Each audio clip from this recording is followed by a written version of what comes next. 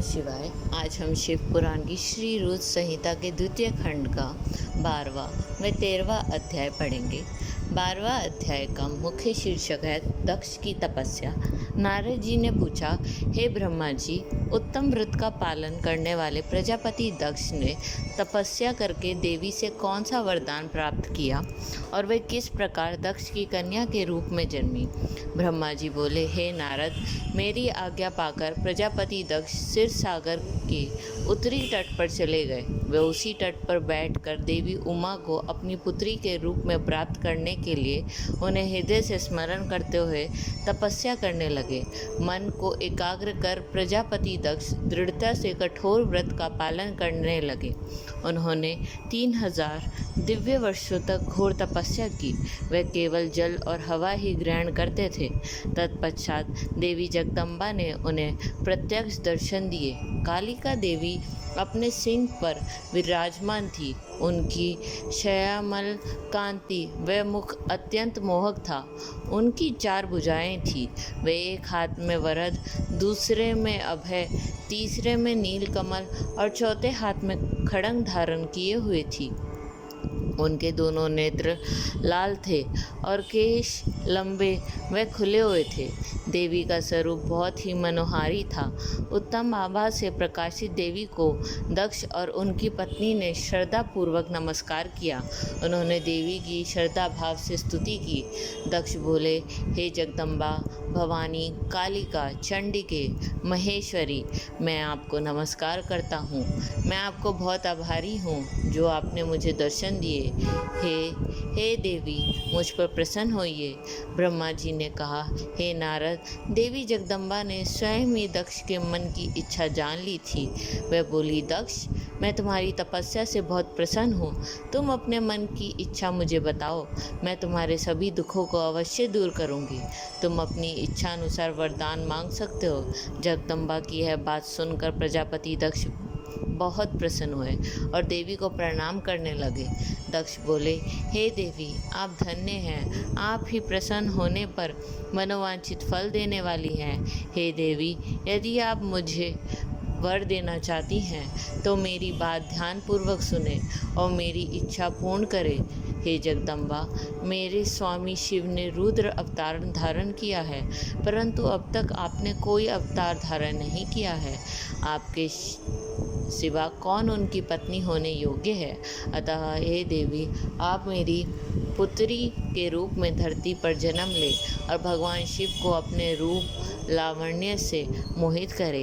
हे जगदम्बा, आपके अलावा कोई भी शिव जी को कभी मोहित नहीं कर सकता, इसलिए आप हर मोहिनी अर्थात भगवान को मोहने वाली बनकर संपूर्ण जगत का हित कीजिए।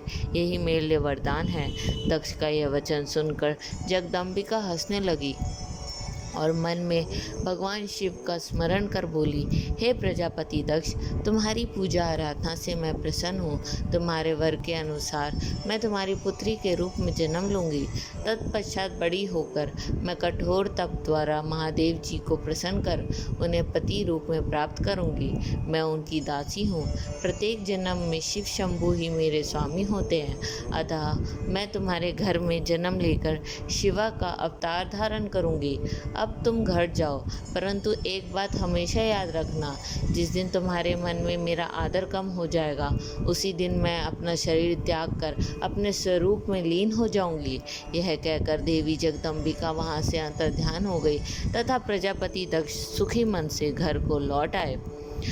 13वां अध्याय, दक्ष द्वारा मैथुनी सृष्टि का आरंभ। ब्रह्मा जी कहते हैं, हे नारद, प्रजापति दक्ष देवी का वरदान पाकर अपने आश्रम में लौट आए।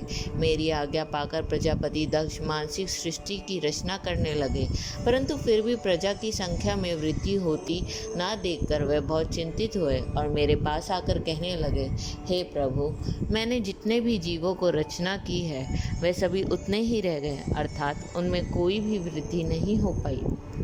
हे तात, मुझे कृपा कर ऐसा कोई उपाय बताइए जिससे वह जीव अपने आप बढ़ने लगे। ब्रह्मा जी बोले, प्रजापति दक्ष, मेरी बात ध्यानपूर्वक सुनो। तुम त्रिलोकीनाथ भगवान शिव की भक्ति करते हुए यह कार्य संपन्न करो, वे निश्चय ही तुम्हारा कल्याण करेंगे। तुम प्रजापति वीरन की परम सुंदरी पुत्री असखनी से विवाह करो और स्त्री के साथ मैथुन धर्म का आश्रय लेकर प्रजा बढ़ाओ। असखनी से तुम्हें बहुत सी संतानें प्राप्त होंगी। मेरी आज्ञा के अनुसार दक्ष ने वीरन की पुत्री असखनी से विवाह कर लिया। उनकी पत्नी के गर्भ से उन्हें 10,000 पुत्रों की प्राप्ति हुई। यह हर्ष्य नाम से जाने गए। सभी पुत्र धर्म के पथ पर चलने वाले थे। एक दिन अपने पिता दक्ष से उन्हें प्रजा की सृष्टि करने का आदेश मिला। तब इस उद्देश्य से तपस्या करने के लिए वे पश्चिम दिशा में स्थित नारायण सर नामक तीर्थ पर गए। वहाँ सिंधु नदी व समुद्र का संगम हुआ। उस पवित्र तीर्थ के जल के स्पर्श से उनका मन उज्ज्वल और ज्ञान से संपन्न हो गया। वे उसी स्थान पर प्रजा की वृद्धि के लिए तप करने लगे। नारद इस बात को जानने के बाद तुम श्री हरि विष्णु की इच्छा से उनके पास गए और बोले, दक्ष पुत्र हर्षगण, तुम पृथ्वी का अंत देखे बिना सृष्टि की रचना करने के लिए कैसे उद्गत हो गए। ब्रह्मा जी बोले, हर्ष्य बड़े ही बुद्धिमान थे। वे तुम्हारा प्रश्न सुनकर उस पर विचार करने लगे।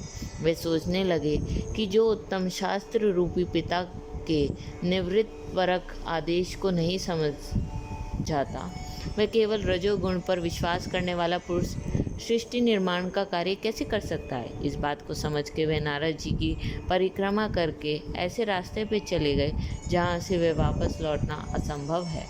जब प्रजापति दक्ष को यह पता चला कि उनके सभी पुत्र नारद से शिक्षा पाकर मेरी आज्ञा को भूलकर ऐसे स्थान पर चले गए जहाँ से लौटा नहीं जा सकता, तो दक्ष इस बात से बहुत दुखी हुआ। वे पुत्रों के वियोग को सह नहीं पा रहे थे। तब मैंने उन्हें बहुत समझाया और उन्हें सांत्वना दी। तब पुनः दक्ष की पत्नी असखनी के गर्भ से सबलाश नामक एक सहस्त्र पुत्र हुए। वे सभी अपने पिता की आज्ञा को पाकर पुनः तपस्या के लिए उसी स्थान पर चले गए जहाँ उनके बड़े भाई गए थे। नारायण सरोवर के जल के स्पर्श से उनके सभी पाप नष्ट हो गए और मन शुद्ध हो गया। वे उसी तट पर प्रणव मंत्र का जाप करते हुए तपस्या करने लगे। तब नारद, तुमने पुनः वही बातें जो उनके भाइयों को कही थी उन्हें भी बता दी और तुम्हारे दिखाए मार्ग के अनुसार वे अपने भाइयों के पथ पर चलते उधर्व गति को प्राप्त हुए। दक्ष को इस बात से बहुत दुख हुआ और वे दुख से बेहोश हो गए।